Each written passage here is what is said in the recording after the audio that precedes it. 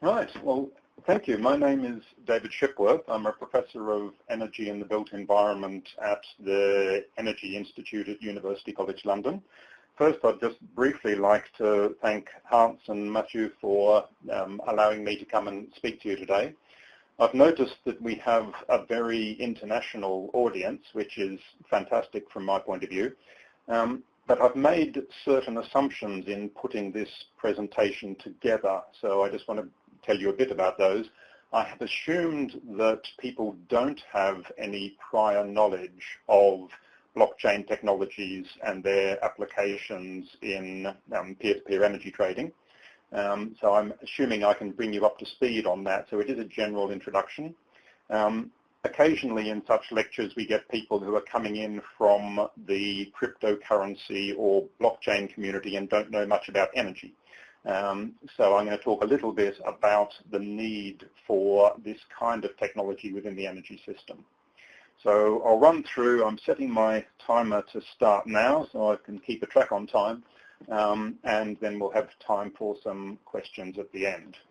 So with any luck, we should be able to move on to the first of the slides. So I'm going to talk briefly here about the context for this, which is the energy transition. I'll go through this reasonably quickly because I think many of you will be quite familiar with this, but it's important to lay down some common ground so that we can understand the application of these. So I'll talk about the energy context, then I'll move through into looking specifically at transactive energy or peer-to-peer energy sales. Then we'll move on to looking at blockchain technologies and then some of the challenges and opportunities they present. So to talk a bit about the energy transition, so the thing that is happening now and seems to be happening globally is we're changing the way the power system works. So if you see on the slide on the right-hand side, you've got today's power system. These are slides taken from EPRI. So there you have a pretty much one-directional flow of energy from a range of different generation sources on the right-hand side through to a range of, on the left-hand side, through to a range of different consumption resources on the right-hand side. So that goes to buildings and houses and industry. That's a comparatively simple model with unidirectional energy flows. What's happening now under tomorrow's power system is that it gets a lot more complicated. So now we're getting a lot of generation distributed all across the network, a lot of it out towards the edges of the network, and that means we're moving energy in both directions. And that causes problems in a network that was never designed to do that, from either the hardware side of it, in terms of the wires and transformers, but also in terms of the control architecture.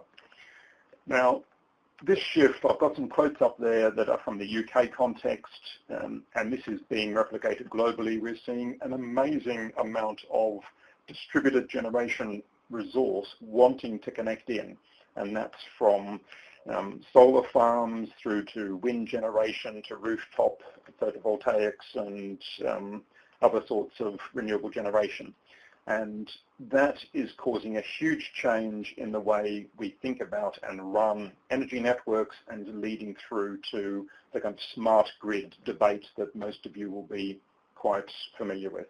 But to make that work, we need a new control architecture, and that's where we're seeing a lot of interest in flexible trading, which happens locally on the grid in order to optimize the matching of supply and demand.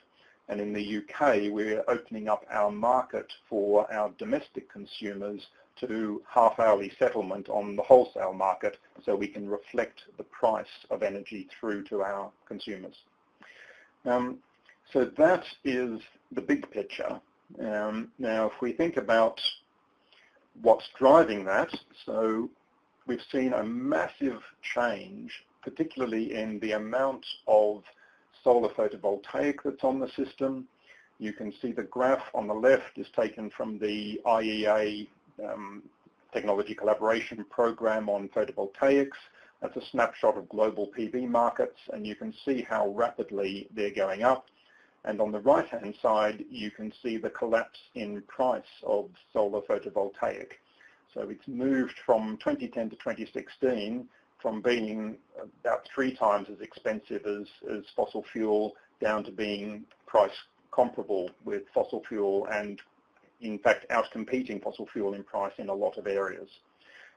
So that's been one of the really big drivers. The other big driver in this equation is battery storage. Now, again, the IEA tracks clean energy progress. They do this annually, and they look at it in terms of meeting the Paris 2-degree centigrade goal. And of all the technologies they track, only 3 they think are on course to deliver against that. That's electric vehicles, energy storage, and solar PV and onshore wind. So in order to do this business of having lots of generation around the network, you need to match that with some capacity for storage, either storage, in this case, in the case of lithium-ion batteries, or pumped hydro, or, as we'll talk about, demand-side response, where people choose to turn down demand, which is another kind of storage flexibility on the network. Other things to be aware of is that we are looking at a very rapid potential uptake in electric vehicles. We've got companies like Tesla, which are assembling gigawatt-scale battery manufacturing plants at the moment. The UK government has just invested $250 million in new battery technology research and wants to build 2 gigawatt-scale, effectively car battery plants in the UK. What this will do is, of course, it will drive demand for electricity through electric vehicles, but the second life of electric vehicle batteries will be really interesting. So once their use drops below 80% in vehicles, they can no longer be used. Then they need a second life, and people are saying from 2025, these will flow en masse into storage applications in buildings and the lower voltage part of the network. So that's somewhere where electric vehicles will first create a problem in terms of balancing supply and demand, and then they'll potentially be part of the solution for that. So this fits within a broader context of an overall move. As we decarbonize the energy system globally, what happens is we move from a focus on energy to a focus on power. So the interesting thing that is in terms of the cost of energy, we're going to see power, so the instantaneous use of energy, really driving the overall cost in a decarbonized energy system. This will partly be because we need to decarbonize heat and transport, say electric vehicles and heat pumps, and that will drive increases in electricity demand. But the other thing is renewable generation is high capital cost, but very low operating cost. So once you build PV arrays and wind farms, etc., they cost almost nothing to run. So all of it is high capital cost. The generation is intermittent, and that means that it drives up what's called the loss of load probability. So we need to find ways to compensate for this high capital cost intermittent generation. We could either build 3 times as much as we could possibly need, and that would give us a lot of cover on our loss of load probability, or we can do things which are more clever, like put in storage and demand-side response. The other part is that the network costs are determined by peak power. And in studies, particularly in the UK, I know of ones which say that about 40% of all of the costs of moving to a smart grid are associated with reinforcing the network. And this is important. We'll come back to this because peak power will actually drive network reinforcement costs as well. In the UK, we're in the middle of a big transition from having what we used to call distribution network operators to distribution system operators. And just this month, we've redefined those as being networks or operators which supply distributed energy resources, and they become a neutral facilitator of an open and accessible market. And they're looking to enable customers to be both producers and consumers. So as we see in many areas, to make a decarbonized energy system work, we need this transition towards a smart grid, and we need to think much more about people producing and consuming energy. And that has interesting implications that we'll touch on. Again, to just put it briefly in terms of the big picture, there are a range of ways in which, in terms of meeting our environmental targets, that distributed generation, and particularly matching supply and demand in space and time, become very, very important. So this is a Sankey diagram, which many of you will be familiar with, but it's been turned around, and we've done that here. Colleagues in the Center for Energy Epidemiology here at UCL have put this together. So it's looking at it from a end-user energy demand perspective. And you can see the top red arrow. That's a lot of energy system losses come in when we move from primary to delivered energy, and they're losses associated with the combustion of fossil fuels as well as transmission and distribution of the power on the network. When you have renewable sources locally and you're matching supply and demand locally, that really minimizes that section of losses in the whole energy system. Interestingly, there's another area where when you start to look at peer-to-peer energy sales and transactive energy models, you reduce energy use. And that's in this second area, which is unused energy, because what we're aware of, when you start to bring communities together, buying and selling energy locally, or people creating online communities where they're trading, then you actually increase people's awareness of energy use. We've seen a lot of this just when you install photovoltaic arrays on people's homes. They start to become much more engaged in energy and how they use it. And that has benefits, but also a lot of the architecture of transactive energy or peer-to-peer energy models also includes automation of demand-side response through Internet of Things. So that can reduce wastage due to the portion of energy that is usable but doesn't form any useful purpose, say heating offices or buildings where there's nobody in them at night, or having lights on when there's nobody around. You can strip out a lot of that with automation and increased awareness of energy use. So that's the big environmental picture side of it. This salience and self-consumption, I think, is a very interesting area in terms of this peer-to-peer energy sales and transactive energy models. So salience is just the kind of fancy social science word for becoming much more aware and mindful of the energy that people are using. And that helps them engage and reduce consumption. So that provides what's being called this double dividend. So what happens is people start not only to consume their own energy, but they reduce their overall energy and they shift their demand to match their supply. And that's just because they're really much more aware of where energy comes from and the value of that to them. That we think will translate from the household level into community schemes where we've got community trading of energy. People start to engage, start to make it meaningful to them and manage their energy in a better way. So that's the background. Now we want to talk a bit about transactive energy as a concept. So this was originally coined as a term by the US-led Gridwise Architecture Council, which was led by the DOE in the US and started in about 2015. So at a fairly high level, transactive energy is broadly the same as peer-to-peer energy trading and what in France is called community self-consumption. So we can lump those three ideas together. And the aim is to balance supply and demand in real time, in using autonomous systems and in a decentralized manner. So that means that we end up with distributed and flexible resources that are controlled by owners, but we need some way of making sure it still delivers the overall benefits to the grid. Now, to do that, you need certain enabling technologies. So you really need things like smart metering, so you can measure when people are producing energy and putting it onto the grid, what we call sort of prosumers, who both produce energy and consume energy. You need to be able to meter that.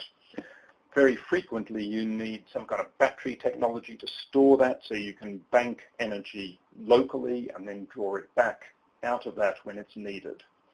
And that's important. And there's a couple of other things to mention here. There's often a bit of a conflict between people who come into this area and are interested in setting up market mechanisms for people trading energy and what's needed in terms of management of the network. So we've got some conflicts here. So if you're setting up a peer-to-peer energy trading mechanism, it's quite easy to set that up so you can trade energy with people next door in your community, but on the other side of the country, on the other side of the continent, and even principally on the other side of the world. That can all be done using the internet, and you can have trades, and as we'll talk about, smart contracts which are executed and do that. That can have benefits to things like energy generation by promoting the uptake and adoption of technologies. People who are installing PV can get reimbursed for that by people buying it elsewhere. But if you're trying to manage the network itself, it doesn't make any sense to match supply and demand a long distance away, because really all that does is exacerbate potentially the problems of managing the network. The network is a physical thing, and unlike normal markets, we're actually doing things where in real time we have to balance the energy going into the network and that coming out. And from a networking point of view, you want to make sure that happens as locally as possible. So there are big implications about the way we design transactive energy markets and whether it helps people uptake photovoltaic by making it economically attractive to do so, or whether it helps manage and balance the grid. So that's a key thing we need to think about, and we'll talk a bit more about that further on. Transactive energy in the French context is called community self-consumption, and I want to thank colleagues at EDF Energy who pointed this out to me really recently. So just last month, legislation was implemented in France to make it part of the statute that people are allowed to consume energy locally. So they've introduced this with part of their legal framework. The distribution network operators or distribution system operators must facilitate people consuming their own energy locally. This is going to mean they have to rethink how they charge people for use of the network and how that is reflected in costs. Because one of the things people are worried about is if I'm just buying and selling energy with my neighbours, then why should I pay for the whole of the energy network if I'm not really using it? But if we have a period, say in the middle of winter, where there is very little sunshine and very little wind, then I'm going to want to probably draw energy off that network. So I'm going to want that there as a backup, but I might not want to pay for it. And that can cause problems. So we need to think about how we charge for the use of our networks. So it's interesting, this has just come in France last month, and EDF already have a couple of products in the marketplace on this. So transactive energy from a community perspective has all sorts of benefits. And I think it's really important that we don't think of this purely as a financial trading exercise. I think that will appeal to a minority of customers who enjoy getting involved and thinking about how to buy and sell energy at the best price.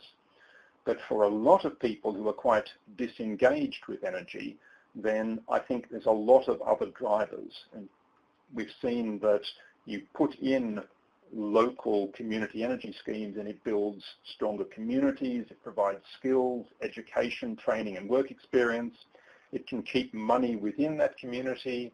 It can support collaborative economy models. So if I wanted to, if I had a photovoltaic system on my roof, I could donate my excess energy to a fuel-poor neighbour or an energy poor, as we say in Europe, neighbour who wasn't able to pay their bills. So you could have charity models where you're supporting poor people in your community.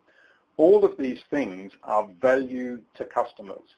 And then if we don't remember that, then I think we're likely to go down a very narrow path of simply saying this is all about economic optimization of the system. And that ignores a lot of what actually motivates people to participate in this. So we've talked through the background and then some of the benefits of transactive energy or peer-to-peer energy sales. I want to talk a bit about the mechanism now, which is these blockchains. And some of you, I suspect, are really quite familiar with these. Many of you probably aren't. So I'm going to keep it, again, at quite a high level. So blockchains are basically the same thing as the sort of broader term of distributed ledgers. And I've put up here that they're the most exciting thing since double-entry bookkeeping. In a sense, they're double-entry bookkeeping gone mad. So now instead of having your profit and loss ledger all entered twice to make sure there's no errors, now we do it across 10,000 computers and cross-check them all the time. So it's, in a way, it's incredibly boring because it really is just a way of adding up a set of transactions. But it enables some really interesting things.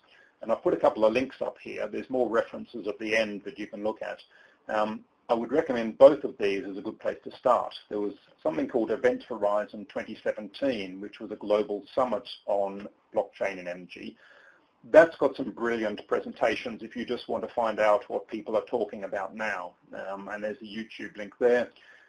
If you want to understand a simple introduction to blockchains themselves, then this one by Anders Brownsworth is a really nice YouTube demonstration on that. It's quite easy to follow and it doesn't get too heavily into the cryptography.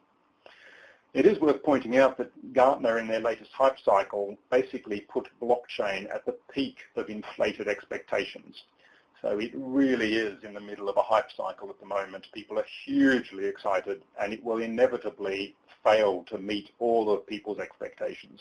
So then, it goes through this trough of disillusionment and then eventually we come out and understand some of the really valuable kind of things we can do with this in various sectors across the economy. I'll talk a bit about some of the key concepts. It's distributed, it's what's called disintermediating, it's trustless, secure and immutable. I'll also talk about, or actually I won't go into detail on some of the really hardcore cryptographic areas. So for those of you from computer science, I'm not going to talk about SHA-256 hash functions and nonsenses and public-private key encryption protocols. All of that, there's lots of stuff online. You can dig into finding more about that computer science side of it. It's really important and it's really cool stuff and it's fun to look at, but it's beyond the scope of a 45-minute presentation. So in terms of an overview, so why are blockchains interesting? I mean, the most useful description of these is from a guy called Joe Ito, who's head of the MIT Media Lab. He said that blockchains make information look like a thing. It creates the scarcity that you can't do on the internet. And the best way to describe this, which is often used, is with currency. And that's why Bitcoin came about. If I pretend I'm waving around, a $1 US note. Now, that note is simply a physical manifestation of information, which the information is I have $1 in my bank account. Now, if I gave that to one of you, you probably wouldn't be happy if I photocopied it and gave you the photocopy. And for a couple of reasons. One, you'd say that's not legal tender. And secondly, if we just photocopied money, then it would become worthless incredibly quickly. So with money, we've spent a huge amount of time trying to make it so we cannot copy it. And that's why we have it in physical form. What blockchain has done is come up with an incredibly clever way to get around this problem of counterfeiting. Because if I have, say, units of energy, what we don't want to happen is I sell my kilowatt hour of energy to one person and simultaneously sell it to somebody else. That's great. I get 2 units of money for it, but the grid doesn't work that way. We have to have all the inputs matching all the outputs. And that's why blockchain works well in terms of applications in the energy sector. I think Joe Ito also said that electricity is the only other thing that travels over wires that has scarcity, where we have to make sure it doesn't inflate, which is an interesting thing to think about. So blockchains are great. They do a whole range of things. They account for the ownership of digital and physical assets. They are open to a whole range of participating parties. So with some, they're public and literally anybody can join in, like Bitcoin. Some are what are called permissioned networks, where you have to apply to become part of the blockchain network, and you might need to go through and sign some legal documentation. And others are private, just for banks for internal purposes or other reasons. They are distributed, so a ledger is held by all of the parties, and the changes are agreed by consensus of all the parties. And because of that, they are what is called trustless and disintermediating. That means you don't actually need a central authority like a bank or an energy company to make sure everything adds up. So currently, if I want to give you my $1 US, you rely on my bank to make sure that I have that in my account.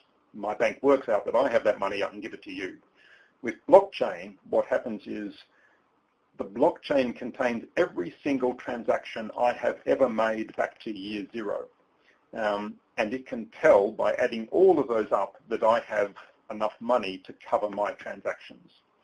And that's the really clever thing about it. But it does it in this kind of cryptographically secure way. It's a really nice piece of computer science architecture. Other things you'll be aware of or may come across in the literature is we talk about these 3 phases of blockchain evolution. So cryptocurrencies, smart contracts, and decentralized autonomous organizations. The one in the middle is the one that's creating the excitement energy. It's a blockchain. The most popular one probably is Ethereum, and allows you to write contracts on that blockchain which are automatically executed. So I could say, I'm generating energy, I'm willing to sell it at so many cents per kilowatt hour. As soon as there is a buyer in the market willing to pay that, the software automatically links up and creates a binding contract and writes that into the blockchain where everybody knows that contract has occurred and transfers the money on the back of that. So you don't need any people involved. It all happens by software automatically. And that has some real advantages. It cuts out a lot of transaction costs in the system. In terms of applications for smart grid, the real benefits are that the smart grid requires some kind of data infrastructure, and ideally one that can be used by mutually competing and distrustful entities. So, a lot of the big energy suppliers are not trusted by the new entrants. And so we need something that is open and transparent. It can ensure integrity, authenticity, and commercial secrecy, and we'll come back to this, customer privacy, but not very well.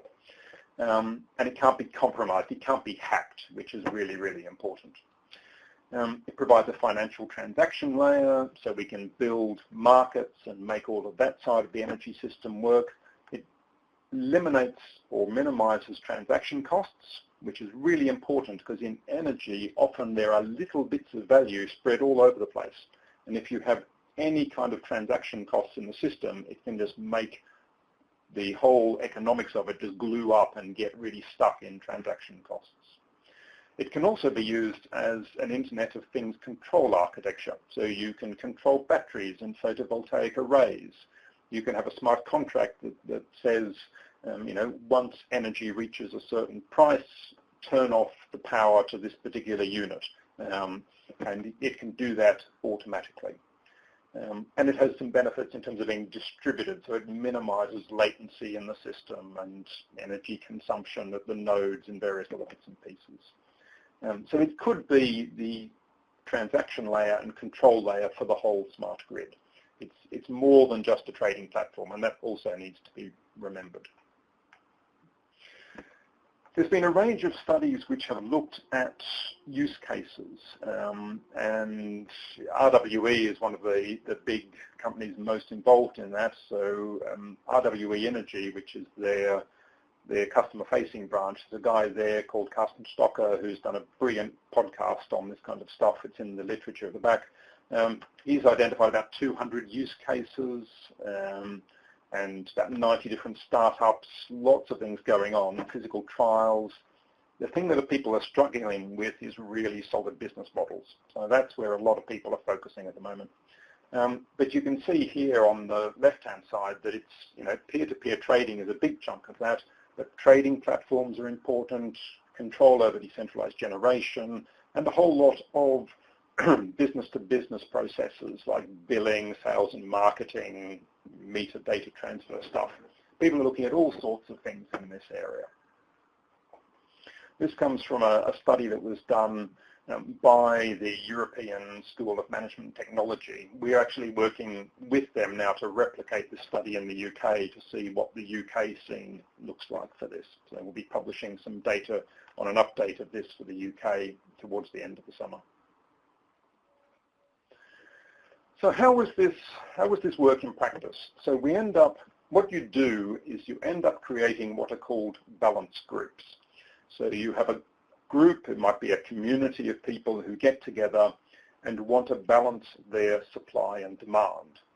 So they start trading energy internally within that group.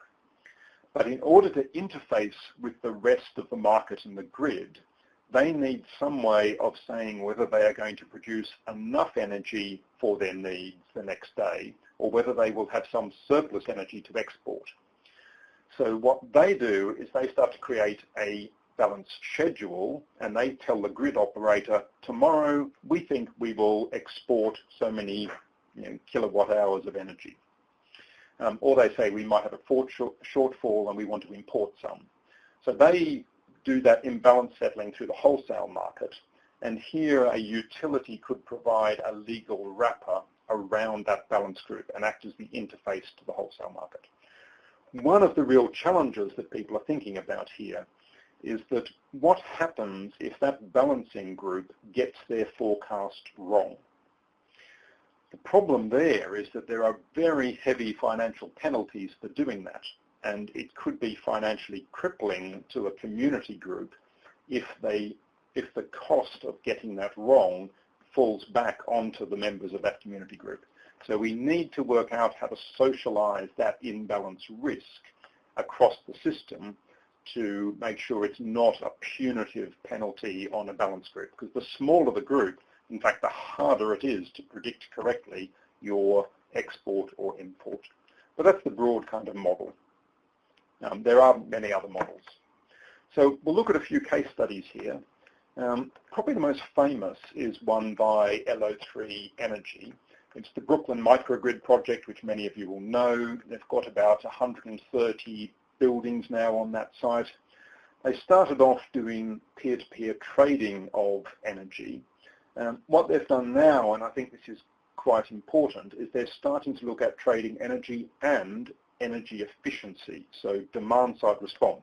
If you can show that you can reduce your demand at peak time, you can get value for that and trade that. And again, this is one of the real challenges. How do you authenticate that somebody has used less energy than anticipated? It's a really difficult problem because the counterfactual doesn't really exist. You don't know what they would have done before they reduced their energy. So that's tricky. And there's work going on there with kind of using automatic Internet of Things control architectures to switch things off automatically. But this group was motivated by environmental concerns, resiliency, community and financial value, and a whole range of different things. So it's not just about, I think I can make money here. The next company is one called PowerLedger. PowerLedger are doing incredibly interesting things and accelerating rapidly. So in Q3 2016, so the third quarter of last year, they started off with a 30-home trial of behind-the-meter set of energy trading. Fourth quarter of 2016, they moved up to a mixed residential and commercial trading area where they've got a new test bed. They've also recently signed a deal with New Zealand where they're going to look for 500 sites with the biggest distribution system operator, Vector, and Tesla in New Zealand. And very recently, they're developing and are going to do something with 11,000 smart meter participants in Australia. It's backed by the Australian federal government and utilities and the distribution system operator. And all of this will be done with a software solution. So you can see how rapidly some of these things are scaling around the place. So it's exciting times to be in this sector. Another use case, this is mobile pay-as-you-go. It's a really nice little company that's based in the Netherlands. What they do is they have a microfinance and renewable energy combination. So it allows low-income homes to upfront pay for access to solar energy. They pay £5 per month and they get a solar panel and a controller. They use a cryptocurrency, and what they do is they get something to their mobile, they get a key which they enter into the keypad on the system, and it allows them to use as much energy as the system will produce over a 1-month period. And it's got a 50 watts PV and a battery, and they've really driven down the cost of that. And if they do this and they keep up paying over 36 months, it's a lease-to-own model, that unlocks the panel and it's theirs thereafter. But the nice thing about this is it also builds them a credit rating.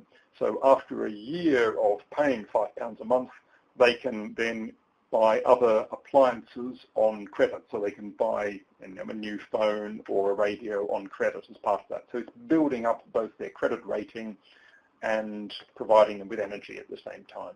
So it's a really nice little case study. Last case study we'll look at is Electron. This is a UK company.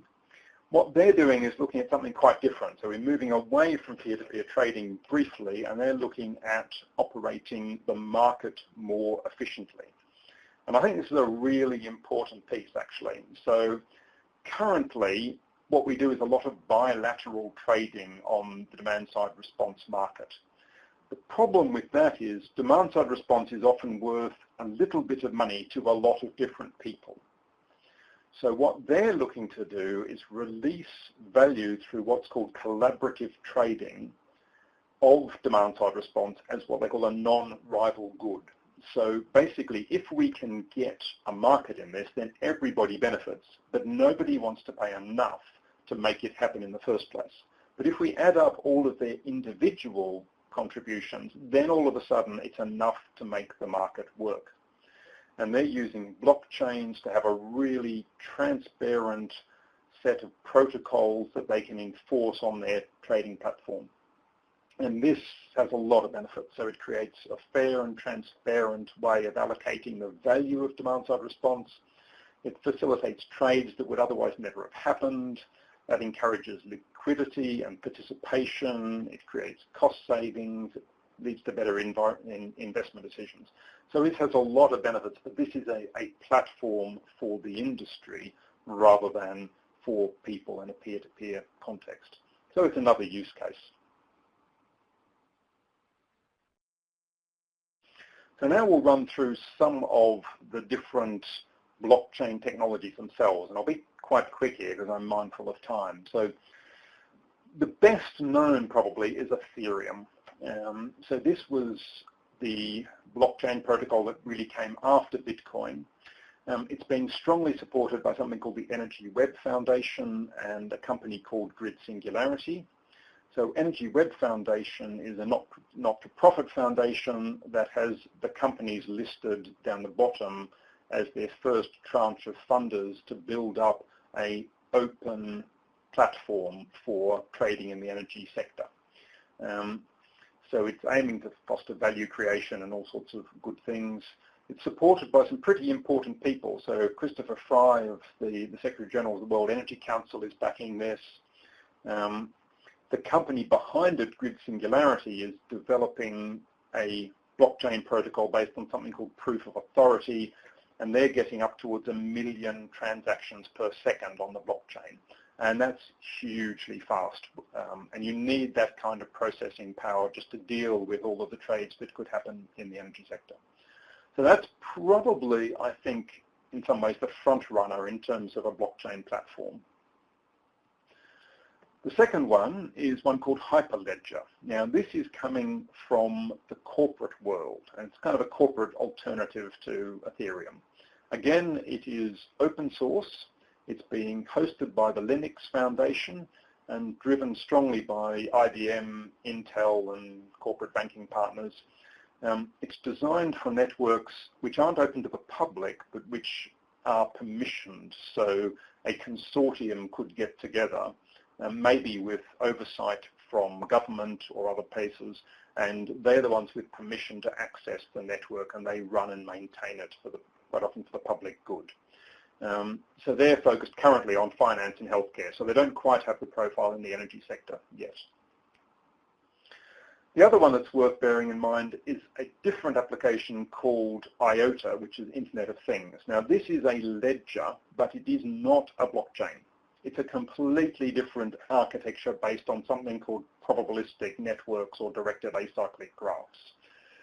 I think it's one of the most exciting ones out there, but it's very new and it hasn't been tested to the way that blockchain architectures have been tested. A lot of people have tried to hack blockchains for a long time. They haven't quite got to that stage yet, but it's attracting some real interest and it's worth having a look at. So part 4 is looking at challenges and opportunities in this space. So I think the key ones on the technology side are looking at things like throughput and scaling. That's probably been cracked already. So we're looking at platforms, particularly permissioned networks that aren't open to the public, but maybe have a public interest oversight that can do transactions at very high speeds. So that's probably already cracked. Latency. Sometimes it takes a while for a trade to be confirmed. Again, they're trying to drive that down very rapidly in Energy Web Foundation and elsewhere. So that's a known problem. Security. There are still security problems with these things. There's a range of ways in which they can be hacked. A lot of attention has gone on that, and so I'm not too worried about that side of it, particularly if you benchmark it against the current system, which is not particularly strong. We need work on standards. We need work on size and bandwidth. Again, this is a well-known problem that Hyperledger and Ethereum are addressing. One of the real problems is privacy. It's been shown now that you can actually de-identify a blockchain user by analyzing their pattern of trade. This is a problem because this would breach a lot of data protection regulations, and for this reason I think we probably are going to go towards more permissioned networks rather than public ones, because you don't want people's private data being out in a public domain. So there's a range of challenges in these areas, but a lot of them are known. The privacy one is giving people a bit of concern. In terms of the energy system, so we're looking at this transaction from distribution network operators to distribution system operators. We need to look at how this will integrate with smart metering programs, and we probably need to restructure the way we charge for energy. We want to charge in a way where you pay, in a sense, for some part of the fixed cost of the network and then the bit of the network that you actually use. So we need more, if you like, progressive charging of power as opposed to energy to really incentivize power shifting. There's lots of other issues in here. These are a list which is quite UK specific, relating to balancing and settlement codes and customer sharing of information, etc. Another challenge I think in here is, again, particularly around designing of customer value propositions and business cases. We really need to make sure we have ones that engage the whole sector, not just the early adopters and the people who are really wanting to play in the fintech space and have high IT skills. So there's challenges there in getting this right for the mass market. So I think there are issues that we need to address in the energy system. From a research point of view, I think that we need to look at whereabouts in this transformed network as we move towards smart grids, it's best to apply these things. There'll be a range of points of entry and not just in the peer-to-peer trading. We need to work out how to design these things so they deliver benefits to government, to suppliers, and to the grid. And there are conflicts here. I mentioned these earlier, and this is a point that really does worry me and our distribution network operators here in the UK. You could design these things that are great for customers, but make managing the grid worse, and we need to avoid doing that. We also need to work out how to actually authenticate demand-side response. So when you use less energy, we need to be able to authenticate that and have that on the blockchain so we can actually trade that, because that will help drive down consumption. So there's lots of interesting research challenges. In terms of the consumer challenges, I've talked to some of these already. So we need to work out the social, psychological, and financial drivers associated with these things. We need to think about ways of doing this. So when we start to actually change the energy consumption in buildings, for instance, we just don't annoy all of the occupants in the buildings. We need to work out how to equitably socialize the cost of a universal energy service. If we start getting gated energy communities where, well-off people install photovoltaics and trade energy amongst themselves, we might leave a whole lot of people who can't engage in that outside of those systems, and that might drive up the cost of their supply, and that's a problem for governments. So there are some real challenges there. I think that's the end of what I wanted to cover. I've listed here a whole range of recommended reading that you can go through. I've done these in order, so I would sort of tackle them in the order they're shown from top to bottom probably, less so with the academic articles. They're more depending on your area of particular interest. But these consultancy reports, the one by Berger and PricewaterhouseCoopers, are really good places to start because they provide a good, fairly digestible overview of both the technology and the applications. So I think that's me for the moment. Back to you, I think.